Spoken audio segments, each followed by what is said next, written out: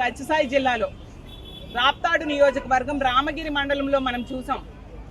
6 నెలలు వరుసగా ఒక 14 సంవత్సరాల బాలికని టీడీపీ కార్యకర్తలే దారుణంగా అత్యాచారం 6 నెలలు చేసిన ఈ ప్రభుత్వం ఏం చేస్తుంది, ఉందా లేదా అర్థం కావట్లేదు.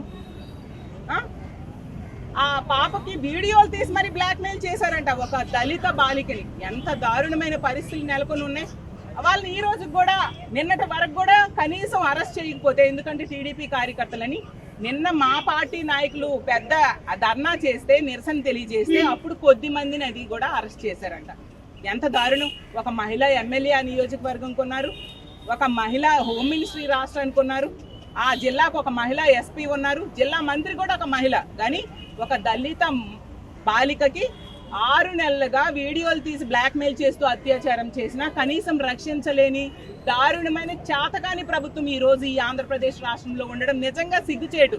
మహిళలు ఈ రోజు సిగ్గుపడుతున్నారు. ఈ రాష్ట్రంలో ఎందుకు పుట్టామా, ఇలాంటి కూటమి ప్రభుత్వానికి ఆ రోజు ఎన్నికల టైంలో నమ్మి ఓట్లేశారు కొందరు, వాళ్ళైతే ఎందుకు ఓట్లేసామని బాధపడుతూ ఉండే పరిస్థితి.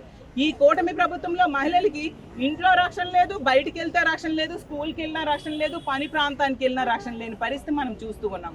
ఎంత గవర్నమెంట్ 6 నెలల చిన్నారి నుంచి 60 సంవత్సరాలు వృద్ధురాలు వరకు ఆడదైతే చాలా అత్యాచారం చేస్తూ ఉన్నారు. అందులో ఎక్కువ మంది టీడీపీ కార్యకర్తలు ఉంటూ ఉండే పరిస్థితి మనం చూసాం.